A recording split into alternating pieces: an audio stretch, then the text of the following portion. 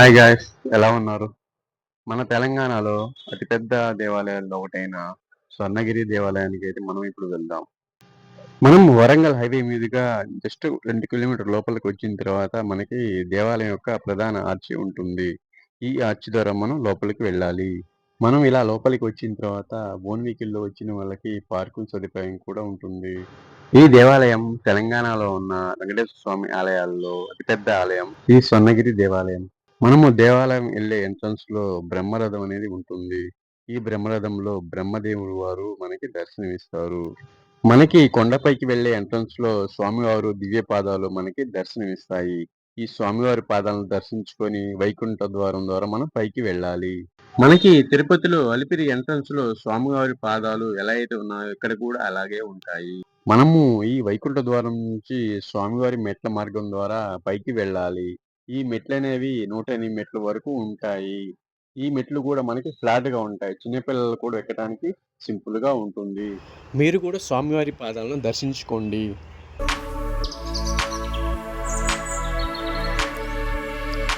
మన 2 తెలుగు రాష్ట్రాల నుంచి ఈ దేవాలయానికి చేరుకోవాలంటే, ఈ దేవాలయానికి రైలు మార్గం ద్వారా వచ్చే వాళ్ళకి దగ్గరలో ఉన్న స్టేషన్ వచ్చేసి భువనగిరి స్టేషన్. ఈ స్టేషన్ నుంచి జస్ట్ టెంపుల్ 10 కిలోమీటర్స్ దూరమే ఉంటుంది. ఆటోల ద్వారా మనం ఈ టెంపుల్‌కి చేరుకోవచ్చు. ఈ దేవాలయం హైదరాబాద్ నుంచి 50 కిలోమీటర్లు. అంతేకాకుండా మన గుంటూరు నుంచి అయితేనేమో 270 కిలోమీటర్ల దూరంలో ఉంటుంది. ఈ స్వామివారి 108 మెట్ల పైన మండపాలనేవి నిర్మించారు. ఈ మండపాలను నేను పైకి వెళ్ళినాక మీకు చూపిస్తాను. అంతేకాకుండా ఈ మండపాల యొక్క ప్రాముఖ్యత కూడా నేను చెప్తాను. మనం ఈ మెట్ల మార్గం ద్వారా పైకి వచ్చిన తర్వాత వ్యూ అనేది ఇలా ఉంటుంది. చూడండి. ముఖ్యంగా ఈ దేవాలయాన్ని మల్లెపల్లి రామారావు గారి ఫ్యామిలీ అయితే నిర్మించారంట. మనం మెట్ల మార్గం ద్వారా పైకి వచ్చినప్పుడు మనకి గరుడ మండపం మరియు వరాహస్వామి మండపాలు మనకి దర్శనమిస్తాయి. ఈ స్వామివారి దేవాలయం ప్రాంగణం మొత్తం 22 ఎకరాల్లో నిర్మించారు. ఈ స్వర్ణగిరి దేవాలయాన్ని పూర్తి చేయడానికి 7 సంవత్సరాలైతే టైం అయితే పట్టిందన్నమాట.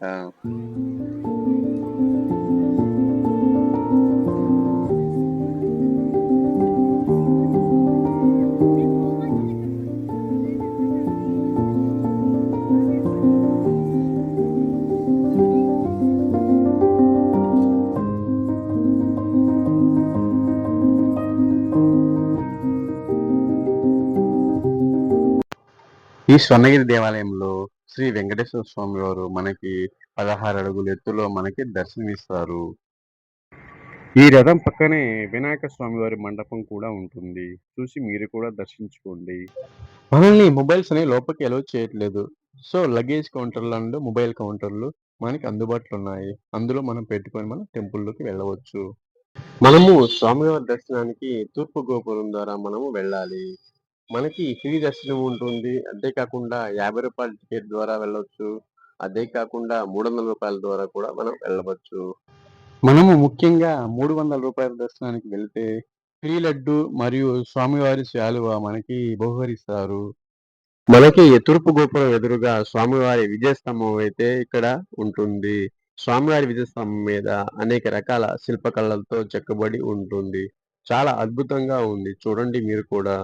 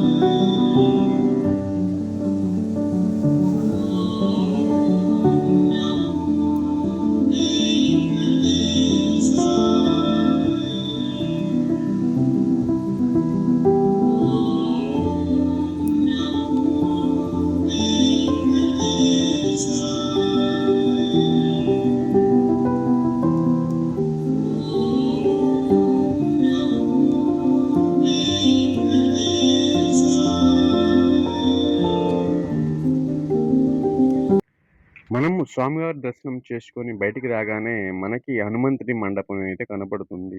ఈ మండపంలో హనుమంతుడు 40 ఫీట్ల వరకు హైటుంటాడు. ఈ మండపం హైటొచ్చేసి మొత్తం 127 ఫీట్ అయితే ఉంటుంది.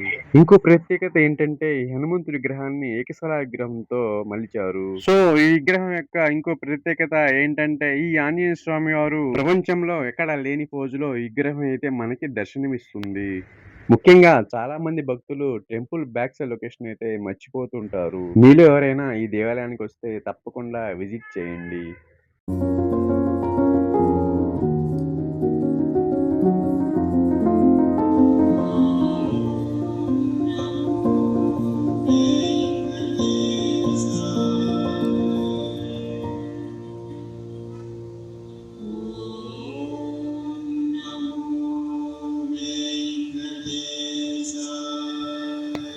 ఇప్పుడు మీరు చూస్తున్నది స్వామివారి వైభవోత్సవ మండపం. ఈ మండపం దక్షిణ గాలిగోపురం అపోజిట్‌లోనే ఉంటుంది. ముఖ్యంగా ఈ మండపంలో స్వామివారి కళ్యాణాన్ని 1000 కంటే ఎక్కువ మంది ఒకేసారి వీక్షించవచ్చు. అంతేకాకుండా కింద ఫ్లోరొచ్చేసి ఒకేసారి 1000 కంటే ఎక్కువ మంది భోజనం కూడా చేయవచ్చు. మనకి ఈ మండపం పక్కనే స్వామివారి భక్తులకు ఎవ్రీ డే అన్నదాన కార్యక్రమం అనేది జరుగుతుంది. ఈ లొకేషన్ మొత్తం టెంపుల్ బ్యాక్ సైడ్‌లో ఉంటుంది.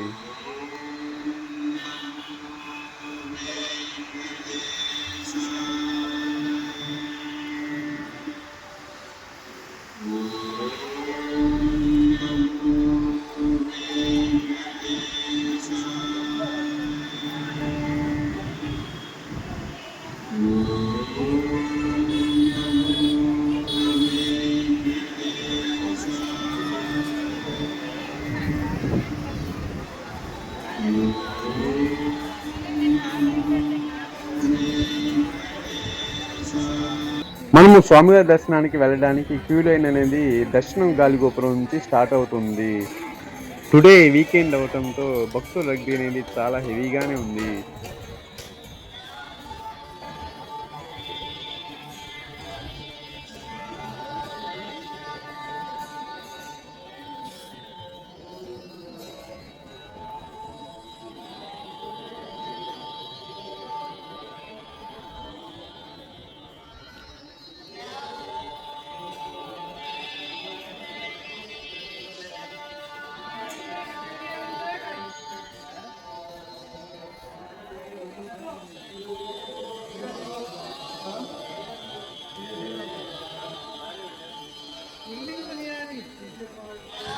మనకి పడమర గాలిగోపురం సైడ్ వ్యూ అయితే ఇలా ఉంటుంది.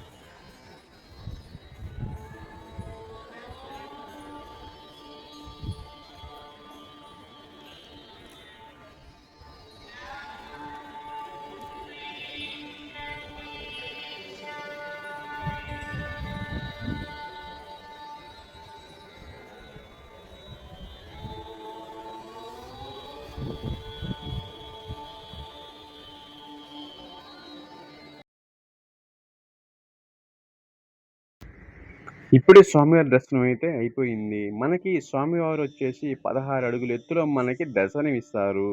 ఇంకా లోపలొచ్చేసి చిన్న చిన్న గుళ్ళైతే ఉన్నాయి. అంతేకాకుండా బంగారు బావి కూడా ఉంది. ఎవరైనా వెళ్ళినప్పుడు తప్పకుండా దర్శించుకోండి.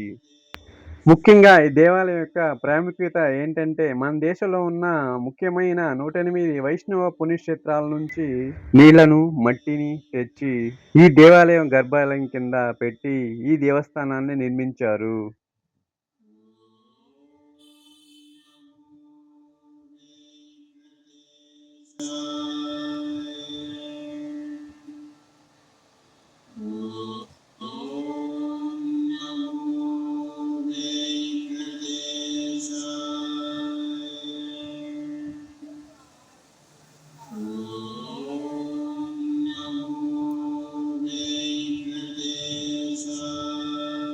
మనము తూర్పు గాలి గోపురం ద్వారా లోపలికి వెళ్ళిన తర్వాత స్వామివారి దివ్య దర్శనం చేసుకొని ఉత్తర గాలి గోపురం ద్వారా బయటికి వస్తాము. అలా మనం బయటికి వచ్చిన తర్వాత ఎదురుగా మనకి ఆంజనేయ స్వామివారు ఏకశిలా విగ్రహంతో మనకి దర్శనమిస్తారు.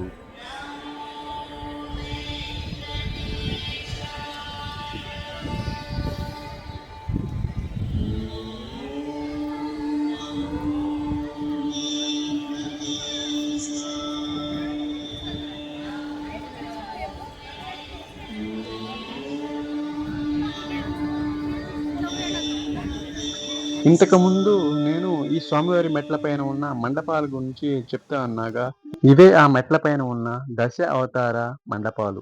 ఈ స్వామివారి మెట్ల పైన స్వామివారి 10 అవతారాలను 10 మండపాలుగా నిర్మించారు. చూడండి ఎంత అద్భుతంగా ఉన్నాయో. ముఖ్యంగా చాలా మంది భక్తులకు తెలియని విషయం ఏంటంటే, మనం మెట్లెక్కేటప్పుడు స్వామివారి రూపాలను దర్శించుకోవటం మర్చిపోయి మెట్లెక్కుతూ ఉంటారు. మీరు ఎవరైనా ఈ దేవస్థానాన్ని దర్శించుకున్నప్పుడు తప్పకుండా ఈ దశావతారాలని దర్శించుకోండి. చాలా అద్భుతంగా ఈ దశావతారాలను రాతి శిలలతో మలిచారు.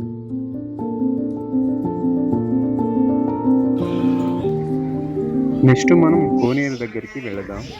ఈ మధ్య కాలంలో ఇన్‌స్టాగ్రామ్‌లో గావచ్చు, ఫేస్‌బుక్‌లో గావచ్చు, యూట్యూబ్‌లో గావచ్చు ట్రెండ్ అయిన కోనేరు ఇది. ఈ కోనేరు మధ్యలో విష్ణుమూర్తి ఉంటారు. ఈ విష్ణుమూర్తిని జలనారాయణుడు అని పిలుస్తారు. ఇది ప్రపంచంలోనే రెండవ జలనారాయణుడు అని పిలుస్తున్నారు. మొదటిది నేపాల్‌లో ఉంటుందట. శ్రీ జలనారాయణ స్వామి వారి వద్ద భక్తులు దీపారాధన చేసి జ్యోతి స్వరూపంలో అర్చించి శ్రీ స్వామి వారి కృపకు భక్తులు జలనారాయణ సన్నిధి వద్ద జ్యోతి వెలిగించడానికి జ్యోతి మండపం అనేది ఉంటుంది. ఈ మండపంలో భక్తులు జ్యోతి వెలిగించవచ్చు. పక్కనే మనకి జ్యోతికి సంబంధించిన పూజా సామాగ్రి మొత్తం అందుబాటులో ఉంటాయి. ఇప్పుడే మనం లోపలికి ఎంటర్ అవుతున్నాము. చూడండి ఎంత అద్భుతంగా ఉందో. ఈ కోనేరు చుట్టూ చిన్న 4 మండపాలు ఉంటాయి. ఈ 4 మండపాలు 4 వేదాలకి నిదర్శనం అని అంటుంటారు. మనము కోనేరుకి ఎంటర్ అయ్యేటప్పుడు ఓ పక్కన లక్ష్మీనరసింహ స్వామిని, ఒక పక్క భూవరాహ స్వామిని మనం దర్శించుకోవచ్చు. స్వామివారు డైరెక్ట్‌గా ఆకాశం వైపు చూస్తున్నట్టుగా ఈ విగ్రహాన్ని మలిచారు. ముఖ్యంగా ఈ స్వామివారి విగ్రహం వెయిట్ వచ్చేసి 2500 కేజీల వరకు ఉంటుందంట. ముఖ్యంగా ఇక్కడ ప్రతిష్ఠించిన విగ్రహాలన్నీ తిరుమల నుంచి స్టోన్స్‌గా తెప్పించి విగ్రహాలుగా మలిచారు. ముఖ్యంగా ఇక్కడికి ఈవినింగ్ టైంలో అయితే భక్తులు అనేది ఎక్కువ సంఖ్యలో వస్తున్నారంట. ఎందుకంటే ఈవినింగ్ టైంలో లొకేషన్ అనేది అద్భుతంగా ఉంటుంది. ఈ లైటింగ్ వెలుగులకు స్వామివారు అద్భుతంగా మనకి దర్శనమిస్తారు.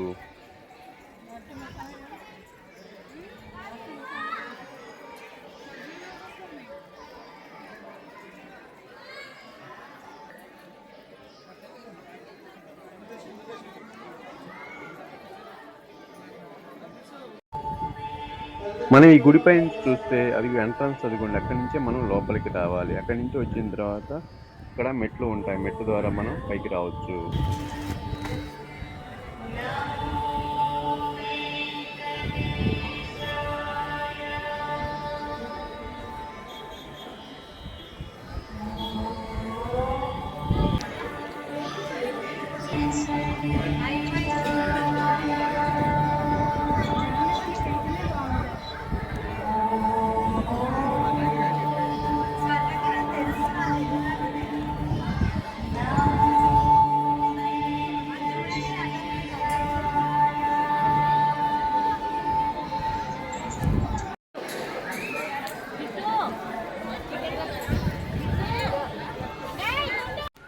హలో గైస్, మీలో ఎవరైనా హైదరాబాద్ సైడ్ వస్తే తప్పకుండా స్వర్ణగిరి శ్రీ వెంకటేశ్వర స్వామి దేవాలయాన్ని దర్శించుకోండి. ఇంకా మంచి మంచి వీడియోస్తో మీ ముందుకు వస్తా. మీ Shiva traveller. Please like and share and subscribe చేయండి.